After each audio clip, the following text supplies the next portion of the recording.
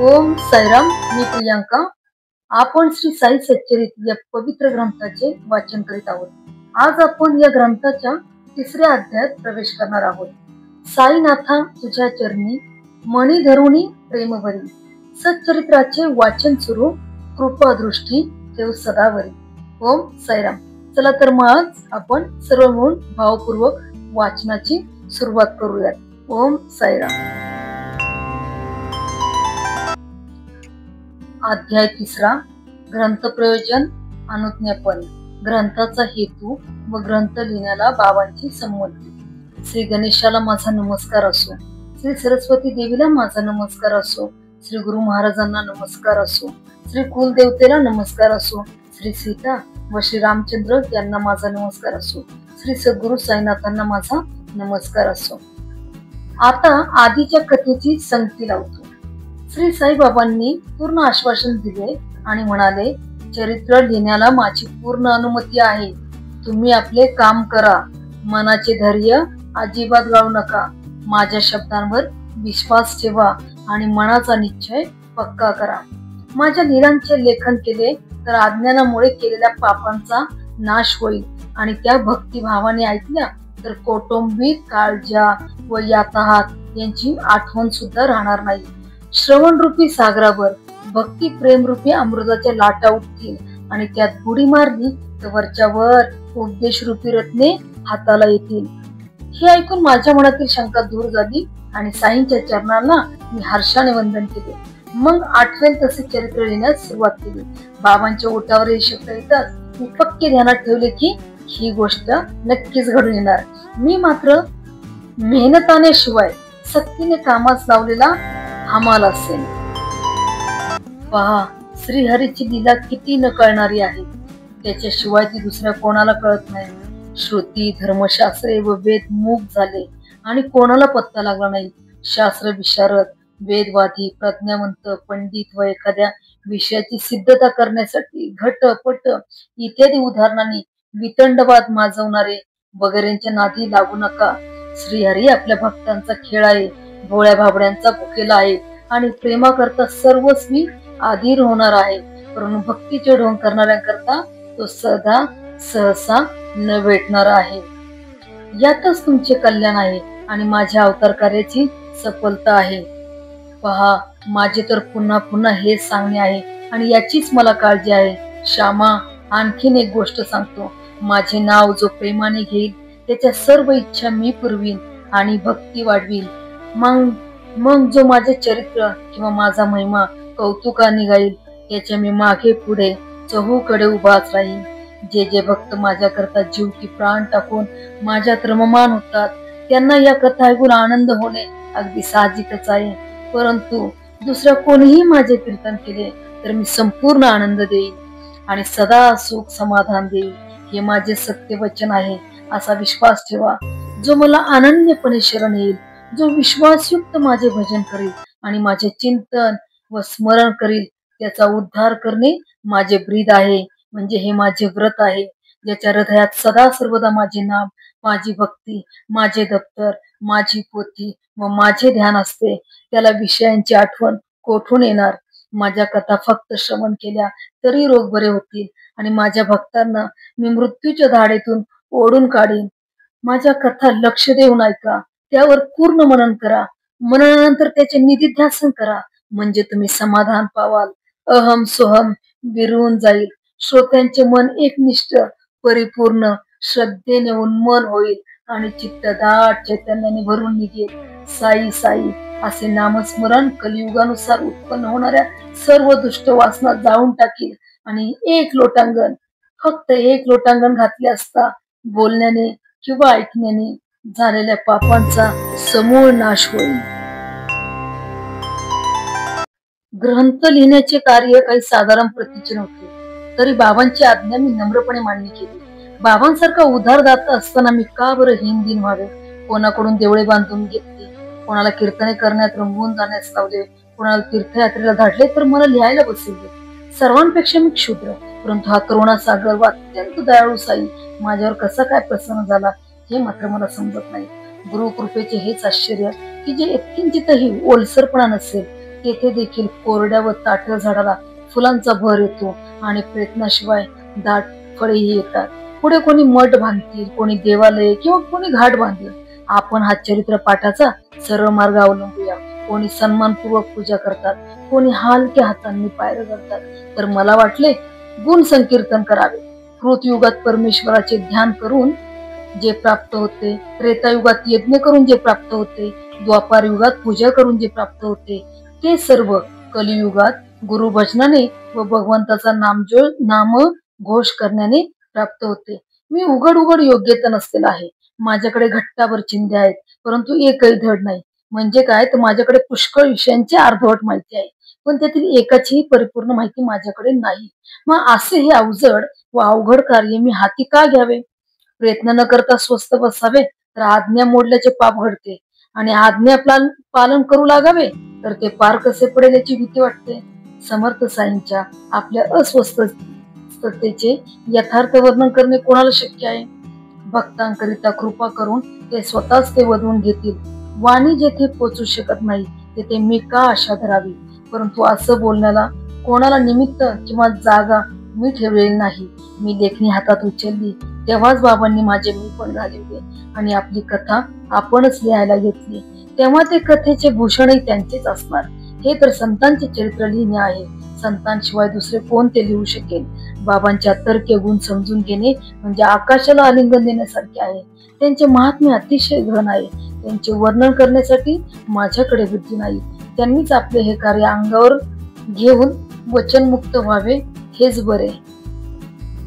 बाबा, मी जरी जन्माने ब्राह्मण असलो तरी वेद व पुराण हे दोन डोळे नसलेला आहे. माझ्या जन्माला हा दोष असला तरी मला आपल्यामुळे शोभा आलेली आहे. श्रुती व स्मृती हे ब्राह्मणांचे डोळे आहेत. त्यातील एकाशिवाय तो काना तर दोन्ही नसलेला तो आंधळा. मी तसाच हीन दीन आहे, परंतु माझ्या आंधळेची आपण काठी असताना मला कोणता त्रास? मी काठी टेकीत मागे मागे सरळ मार्गाने चालेन. आता पुढे काय करावे ते मला पामराला कळत नाही. तुम्हीच मला बुद्धी द्यावी आणि आपले कार्य तडीच न्यावे.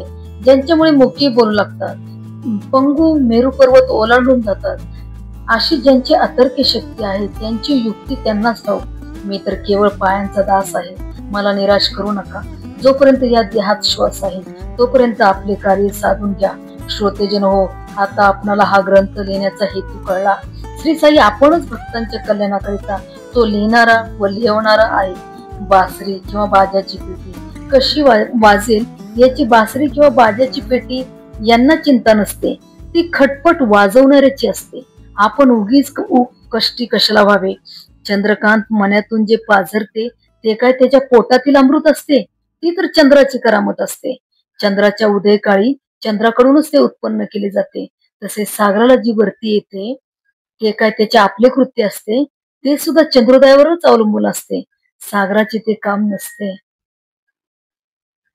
भोवरे आणि खडक यांना टाळून काही अडथळा न होता थोड्या झपाट्याने चालाव्यात म्हणून समुद्रात जसे धोका दर्शवणारे लाल भडक दिवे लावतात, तशाच गोडीने अमृतालाही लाजवतील अशा या साईबाबांच्या कथा संसार सागराच्या दुस्तर पंथाला अगदी सोपा करून टाकतील. या संतांच्या कथा धन्य आहेत. त्या कानावाटे हृदयात शिरल्या की देहाचा अभिमान बाहेर पडतो आणि द्वंद्वाच्या गोष्टी तर उरतच नाहीत. जसजसा या कथांचा साठा हृदयात होत जातो तसा तसा मनातला संशय 12 वाटा पळून जातो आणि देहाचा ताठा उतरून ज्ञानाचा खूप संग्रह होत जातो. बाबांच्या शुद्ध यशाचे जर वर्णन केले किंवा ते जर प्रेमाने ऐकले तर भक्तांची पापे जळून जातील.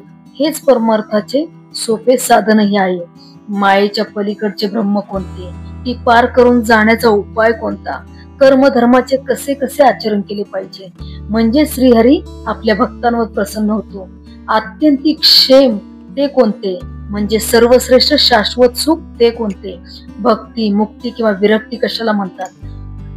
वर्णाचे व आश्रमांचे वागण्याचे नियम कोणते? वर्ण कोणकोणते आहेत? ब्राह्मण, क्षत्रिय, वैश्य आणि शूद्र. आश्रमांचे वागण्याचे नियम कोणते? आश्रम कोणते? ब्रह्मचर्य, गृहस्थ, वानप्रस्थ व संन्यास. वस्तू म्हणजे काय? म्हणजे परब्रह्म म्हणजे काय?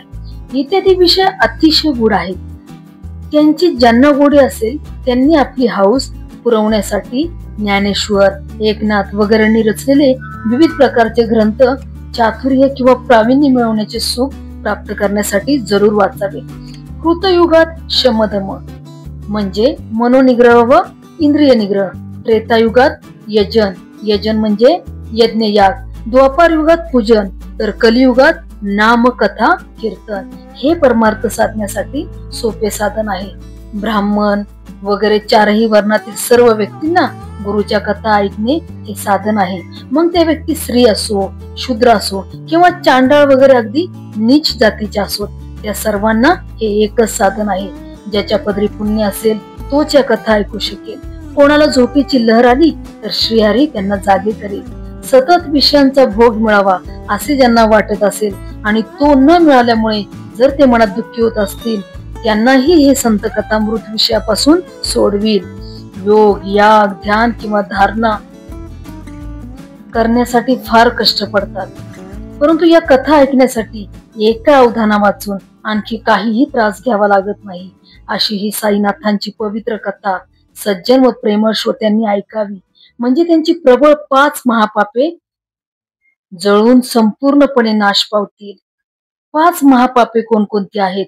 ब्राह्मणाची हत्या, दारू पिणे, चोरी, गुरुपत्नीशी संभोग आणि ही 4ही पापे करणाऱ्यांशी संबंध ठेवणे. ही 5 पापे जळून संपूर्णपणे नाश पावतील. आम्ही संसार बंधनात गठ्ठा गेलेलो आहोत, त्यामुळे आमच्या स्वतःच्या खऱ्या रूपाला वेढे पडलेले आहेत. ते वेढे ह्या कथा ऐकल्याने मोकळे होतील आणि स्वतःच्या आत्म्याचे पहिले खरे रूप दिसेल. या कथांची मरेपर्यंत आठवण राहू, त्यांचा सदा मनापासून अभ्यास घडो आणि संसार रूपी वाङ्मयात होरपळलेल्यांना शांती व मनाचे समाधान लाभो.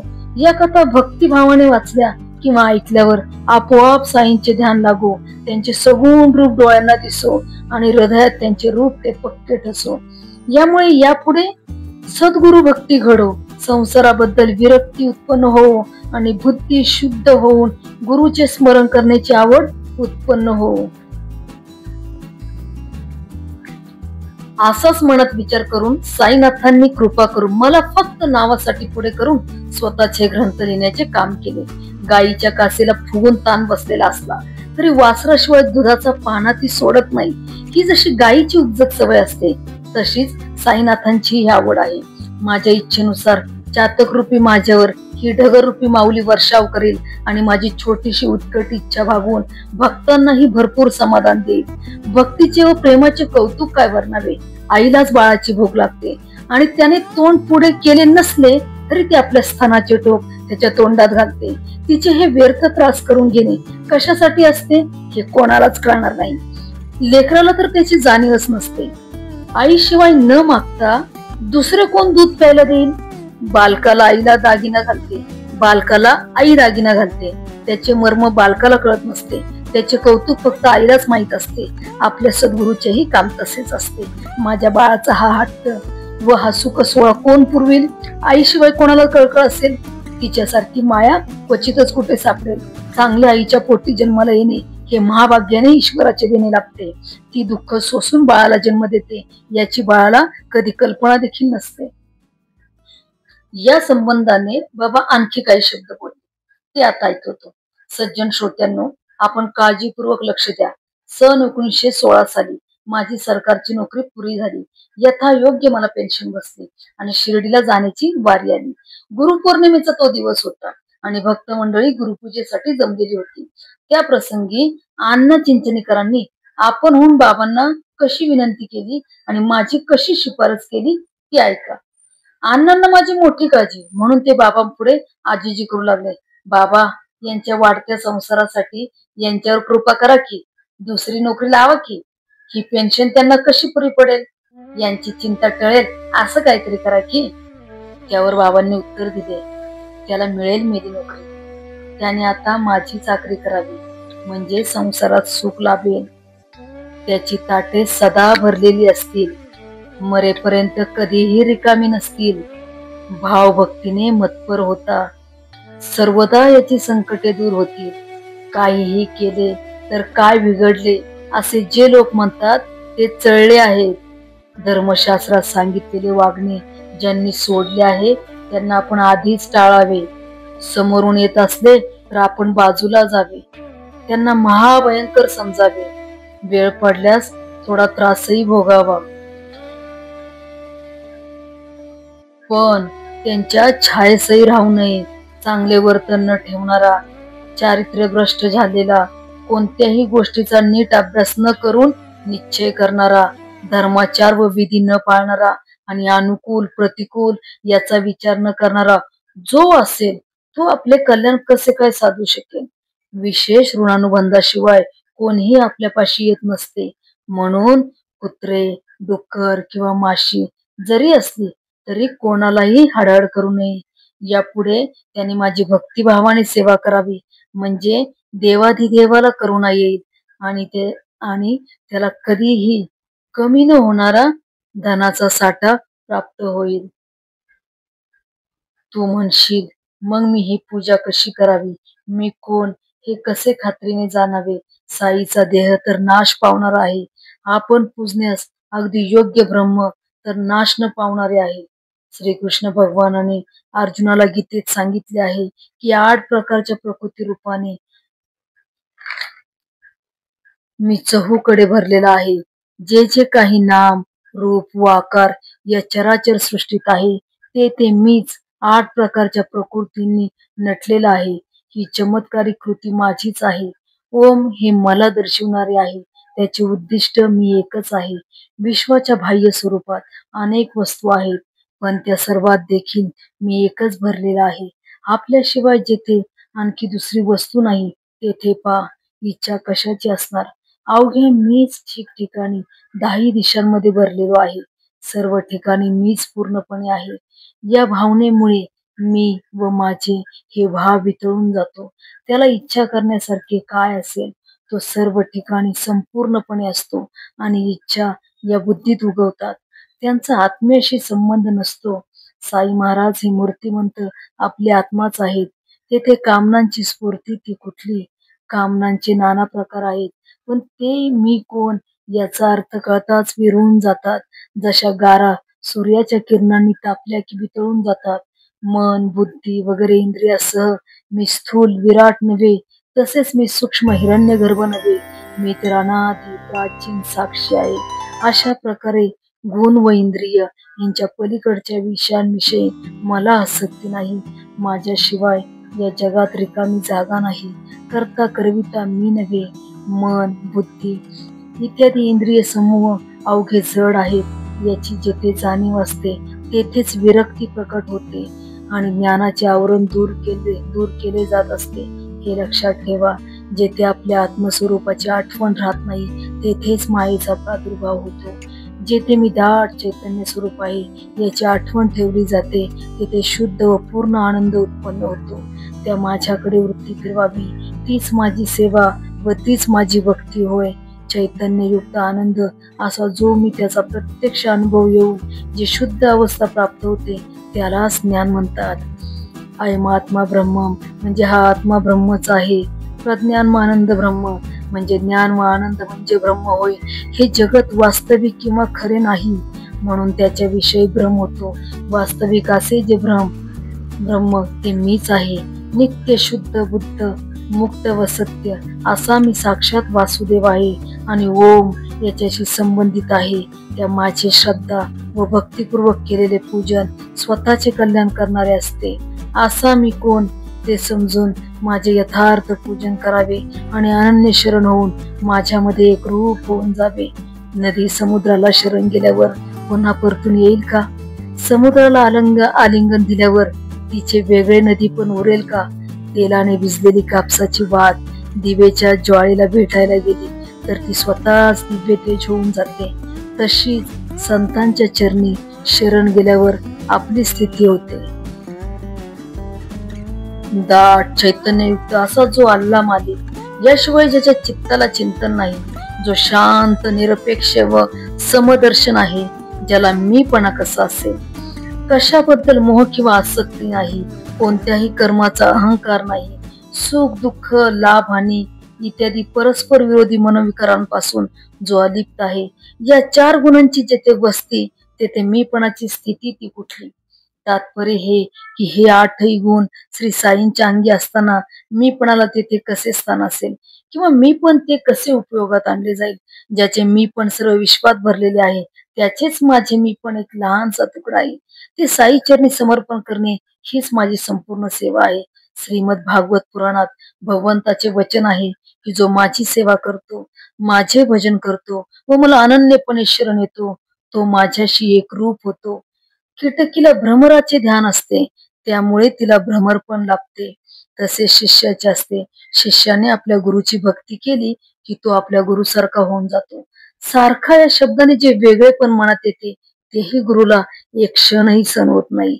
गुरुला शिष्याशिवाय गुरुत्व नाही आणि शिष्यत्व गुरुत्वाहून वेगळे नाही. असो, ज्याची पूजा करण्याची आज्ञा केली तो मी म्हणजे साई कोण याची व्याख्या केली. ती दृढ करण्यासाठी एक गोष्ट आठवली आणि ओघाने आली, ती सांगतो. एकदा शिर्डीला एक रोहिला आला आणि बरेच दिवस तेथे राहिला. त्याला बाबांच्या गुणांचा मोह पडला आणि तो बाबांवर प्रेम करू लागला. शरीराने एखाद्या रेड्यासारखा लठ्ठ व स्वैर वर्तन करणारा तो कोणाला जुमानत नव्हता. अंगात पाय घोळ कफनी घालायचा आणि मशिदीत राहायचा. दिवस असो की रात्र, मशिदीत असो की चावडीत असो, मोठ्या आवाजाने, अतिशय उल्हासाने व लहर येईल तेव्हा कलमे तो वाचत असे.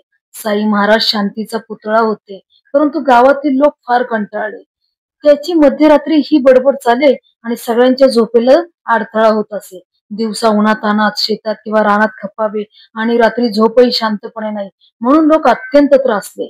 बाबांना नसेल त्रास होत, परंतु लोकांना तर ती मोठी पीडा होती. रात्री सुखाची झोप न मिळाल्याने त्यांना रोहिल्याचा संताप येत होता. त्यांना इकडे आड तिकडे वीर झाली. कुठवर धीर धरावा. रात्रंदिवस ही किरकिर. काय करावे याची त्यांना मोठी फिकीर पडली. रोहिला आधीच माथे फिरू, त्यातून त्याला बाबांचे मोठे उत्तेजन, त्यामुळे तो फार बेताल झाला होता. चढेल व ताठर झाला. लोकांना वाटेल तसे बोलू लागला आणि मर्यादेबाहेर बेफाम उलटला. मग गावही त्याच्यावर फिरला. साई माऊली अत्यंत मायाळू, शरणागताला पाठीशी घालणारी, म्हणून गावची सर्व मंडळी गयावया करून विनंती करण्यासाठी बाबांपाशी आली. परंतु बाबांनी काय त्यांच्याकडे लक्ष दिले नाही.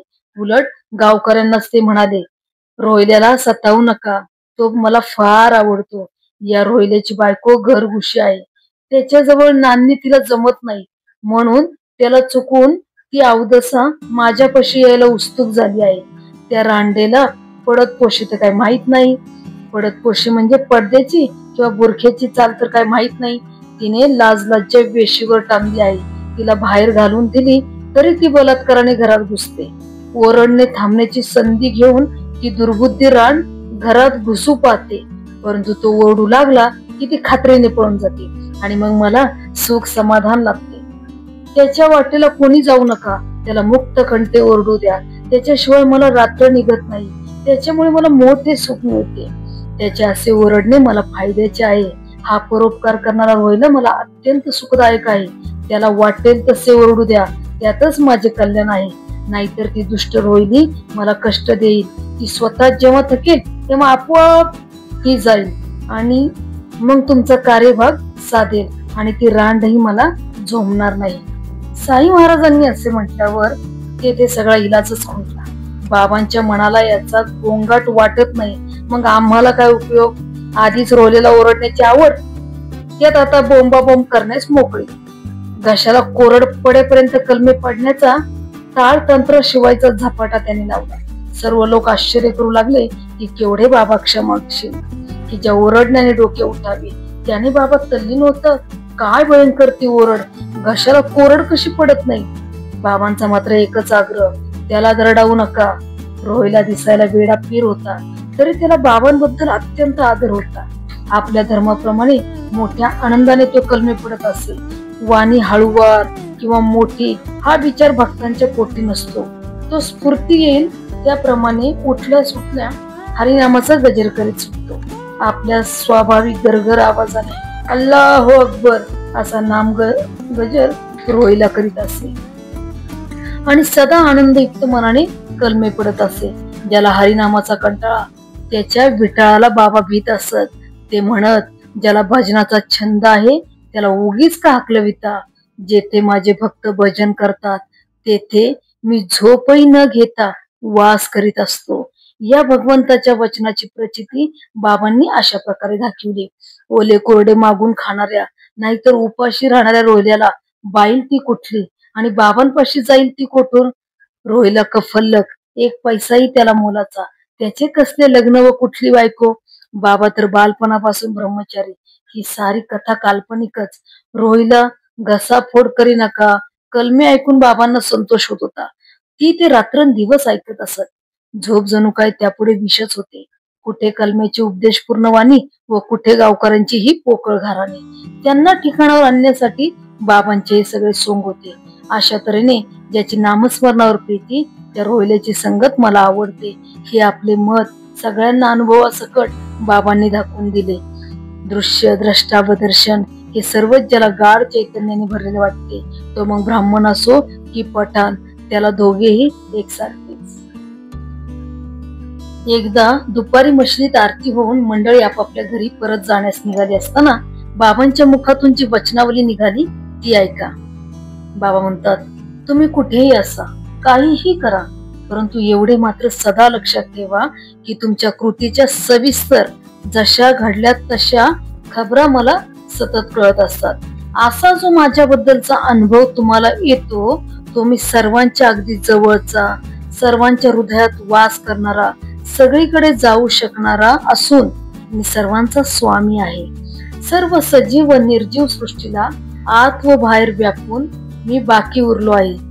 ही सगळी ईश्वराने पूर्वी करून ठेवलेली योजना आहे आणि त्याचा मुख्य चालक मीच आहे. मी सगळ्या चराचर सृष्टीचा उत्पन्न करता आहे व तिन्ही गुणांची सारख्या प्रमाणाची अवस्थाही मीच आहे. मीच सर्व इंद्रियांना चालविणारा आहे आणि करता, धरता व सहर्ताही मीच आहे. माझ्याकडे जो लक्ष लावतो त्याला कोणतेही संकट नसते, परंतु ज्याला माझा विसर पडतो त्याला माया चापकाने फटकारे मारते, म्हणजे छळते.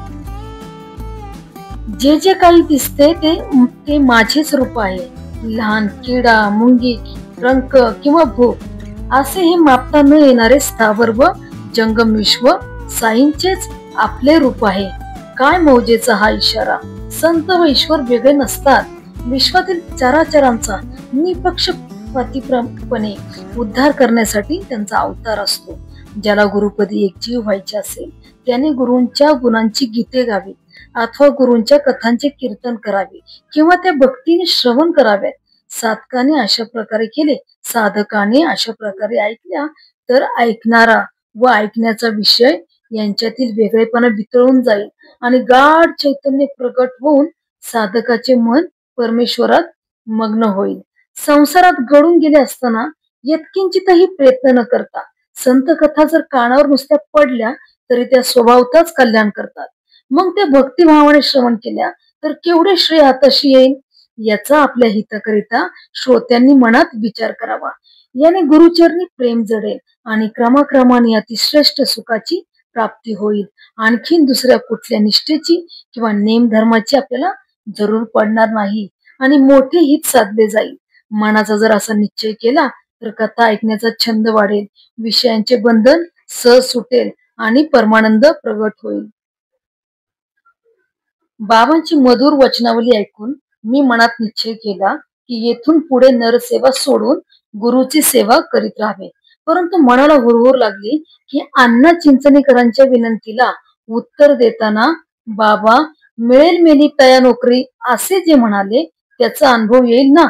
बाबांचा शब्द खाली पडेल असे तर सहसा कधीच घडणार नाही. नरसेवेचा संबंध जोडला तर जाईल, परंतु मोठे हित काही जोडले जाणार नाही. अण्णांचे विचारणे स्वयंस्फूर्तीचे होते, परंतु माझी ही इच्छा नव्हती असे नाही. ही अनिच्छा किंवा नशिबात असेल ते भोगण्याची इच्छा नव्हती. माझ्याही मनात होते की नोकरी मिळावी आणि संसार निर्वाहाची सोय लागावी. साईबाबा मात्र बोटाने गुळ दाखवित होते आणि औषध पाजित होते. ते औषध गोळाच्या आशेने मी ते प्यालो आणि सुदैवाने संतुष्ट देखील झालो. कल्पना नसताना नोकरी लागली आणि मी पैशाच्या लोभाने ती स्वीकारली. नोकरी कायमची नव्हती, आल्या पायाने परत गेली. आणि बाबांनी कधीही नाश न पावणारे सुख भोगण्यासाठी मला जागच्या जागीच बसवले. हे संपूर्ण स्थावर व जंगम जगत खरोखर भगवंताचे स्वरूप आहे. परंतु भगवंत जगताहूनही पलीकडे असलेला सर्वश्रेष्ठ परमेश्वर आहे. ईश्वर जगताहूनही वेगळा नाही, परंतु जगत ईश्वराहून वेगळे आहे. जगत उत्पन्न झाले तेव्हापासूनच त्यात चेतन व अचेतन वस्तू आहेत आणि त्या सर्वांचा मूळ आधार ईश्वर आहे. ईश्वराची पूजास्थाने 8 प्रकारची आहेत. प्रतिमा, स्थंडिल म्हणजे यज्ञ व होम इत्यादी करता केलेला मातीचा ओटा, अग्नी, तेज, सूर्यमंडळ, उदक, बीज व गुरुदेव अशी ती भिन्न भिन्न प्रकारची आहेत. पण या सर्वांच्या तुलनेत गुरुदेव हे सर्वश्रेष्ठ आहेत. श्रीकृष्ण स्वतः पूर्ण ब्रह्म असून देखील सांदीपनी गुरूंचे पाय धरीत असे आणि म्हणत असे, सद्गुरूंचे स्मरण केले म्हणजे मी नारायण संतुष्ट होतो. माझ्यापेक्षा सद्गुरूची केलेली स्तुती मला जास्त आवडते. सद्गुरूचे महात्म्य असे श्रेष्ठ व समजण्यास कठीण आहे.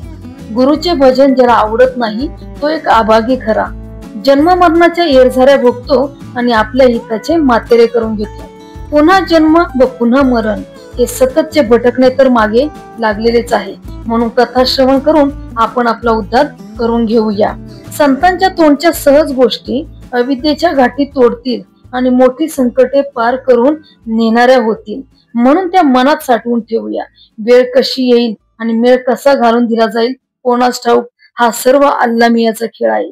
प्रेमळ भक्तांनी प्रेक्षक व्हावे.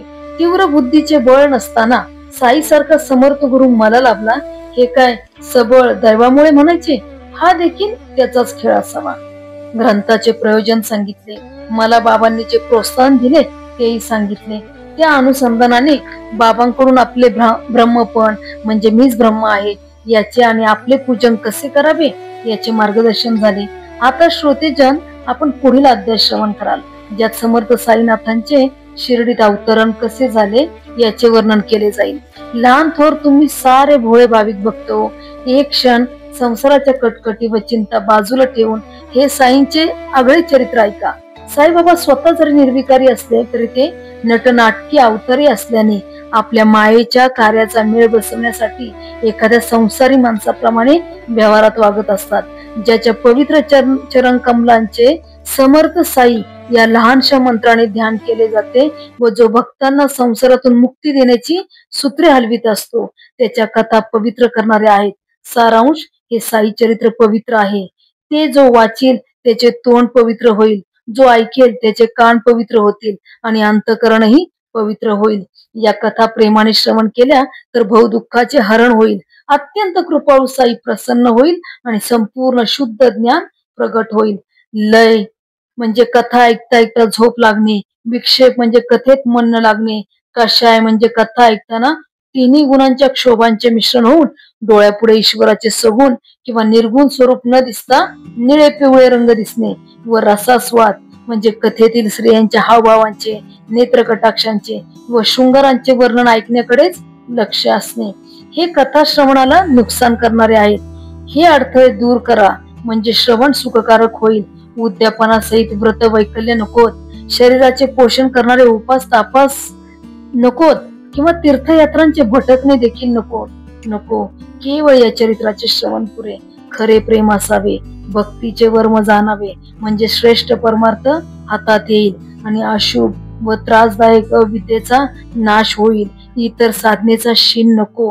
हे साई चरित्रच ऐकूया आणि संचित व क्रियमान म्हणजे पुढील जन्मात भोगायला लागणाऱ्या सुख दुःख रूपी फळांचे कारण अशा चालू जन्मातील बऱ्या वाईट कृती थोडेही शिल्लक न ठेवूया. कंजूस माणूस कुठल्याही कामधंद्यात गुंतलेला असता तरी जसा त्याच्या चित्तासमोर पुरून ठेवलेला धनाचा साठा रात्रंदिवस दिसतो तसा आपल्या मनात साई दिसला पाहिजे. सर्वांचे कल्याण असो. अशा प्रकारे संत व सज्जन यांनी प्रेरणा केलेल्या भक्त हेमाडपंत यांनी रचलेल्या श्री साई समर्थ यांच्या सत्य चरित्राचा ग्रंथ प्रयोजन अनुज्ञापन नावाचा 3रा अध्याय समाप्त झाला. आपली सेवा श्री सद्गुरु साईनाथांना अर्पण असो. सर्वत्र मंगल असो. ओम साईराम.